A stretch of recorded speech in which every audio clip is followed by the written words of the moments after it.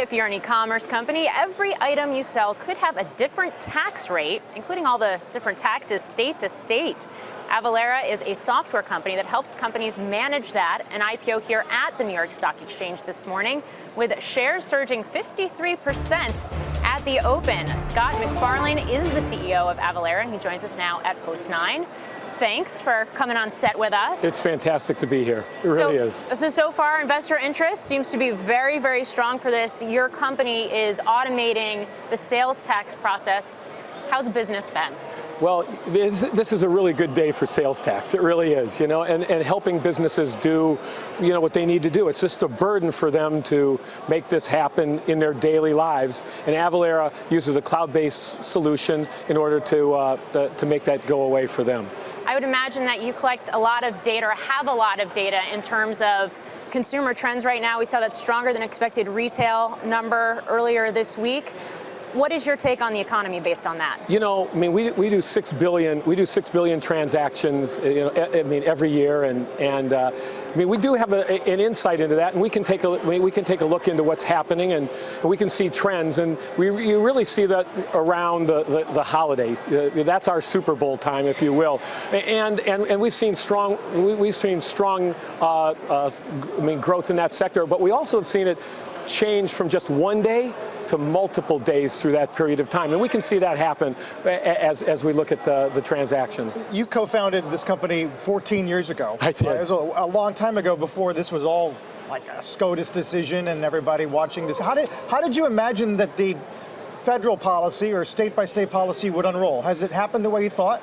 So when you stop and think about it, I think we can all agree sitting here that in 10, 12 years, 7 years, whatever time horizon you all want to use, that sales tax will be automated. In a digital world, the concept of doing sales tax manually is really absurd. And we saw that, and we knew that we were swimming with the tide for those 14 years. So it's not a matter of if this was going to happen, it's a matter of when it happens. To what degree should we think of you guys as a play on not just domestic, but international complexity when it comes to regulation, taxes, tariffs? We see other companies, Apple, Amazon, going through these questions in Europe over how much tax they should be paying. Is solving those sorts of issues on your roadmap as well? Because you said you want to be a part of every transaction. We do. That really is our ultimate goal.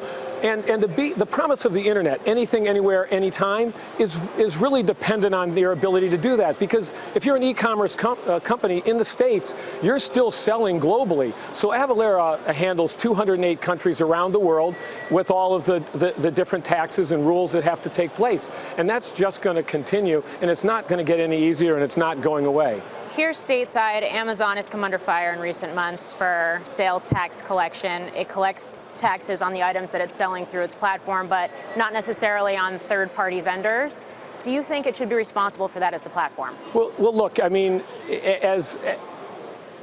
all the states are going to want to continue to get this right. They're going to continue to push. I do think it's going to be very difficult for that not to take place in the marketplace. And on a personal level, you do see the inequity that brick and mortar businesses have to the e-commerce solution. So I think over time that's going to go away. I think it'll have to happen.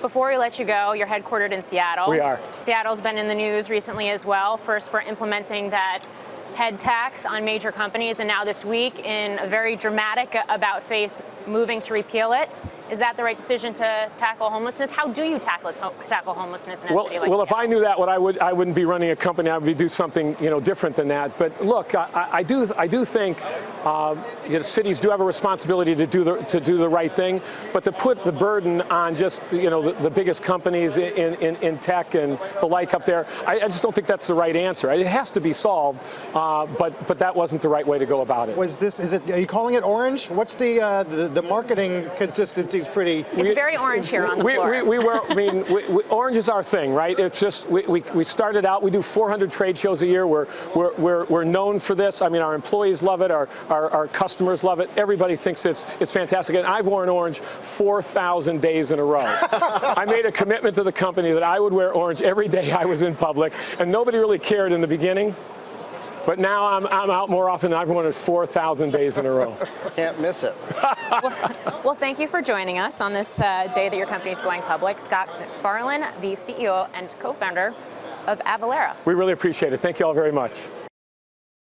Hey there, thanks for checking out CNBC on YouTube. Be sure to subscribe to stay up to date on all of the day's biggest stories. You can also click on any of the videos around me to watch the latest from CNBC. Thanks for watching.